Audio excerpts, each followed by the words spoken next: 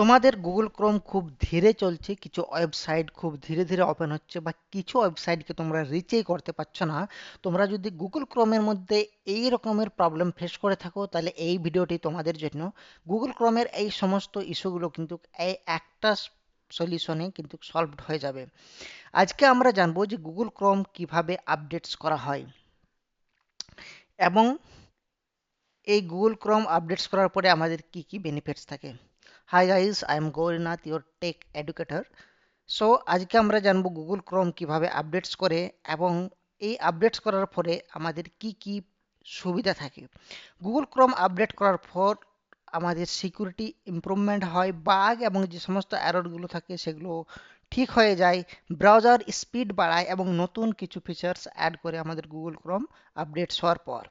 তো আমরা জেনে নিই যে এই আমাদের গুগল ক্রোমটা কিভাবে আমরা আপডেটস করব। তার জন্য আমরা প্রথমে চলে যাব গুগল ক্রোমে। গুগল ক্রোমে যাওয়ার পরে তোমাদের যে অ্যাকাউন্টটা সাইন ইন আছে, যে কোনো একটা, যদি মাল্টিপল অ্যাকাউন্ট সাইন ইন থাকে তাহলে যে কোনো একটা অ্যাকাউন্ট দিয়ে সাইন ইন করে নাও।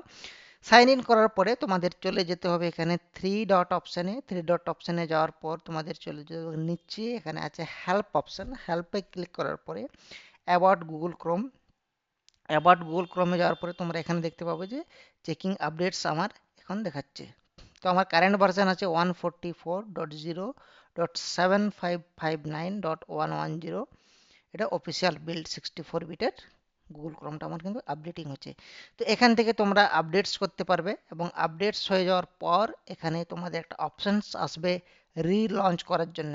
সেটাকে রিলঞ্চ করার পর তোমাদের কিন্তু এই যে গুগল ক্রোমের এই যে ভার্সনটা, সেটা কিন্তু আপডেট হয়ে যাবে। রাইট, নাও এটা রিলঞ্চের অপশান চলে এসেছে।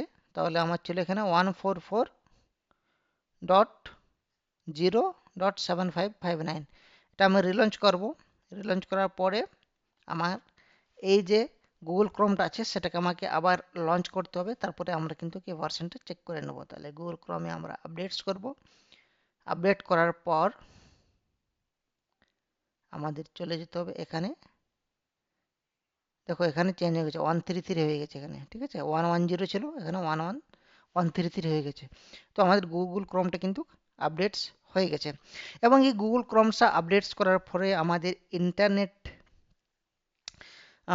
থাকতে হবে, এবং অ্যান্টিভাইরাস অনেক সময় ব্লক করে, তাহলে সেটা আমাদেরকে দেখতে হবে, এবং অনেক সময় ক্রোম ব্যাকগ্রাউন্ডে চলে, সেটা আমাদের কিন্তু চেক করতে হবে। তো এটা কখন চেক করবে? যখন তোমাদের গুগল ক্রোমটা আপডেটস হচ্ছে না, কিছু প্রবলেম হচ্ছে, তখন কিন্তু এই জিনিসগুলো তোমাদেরকে চেক করতে হবে।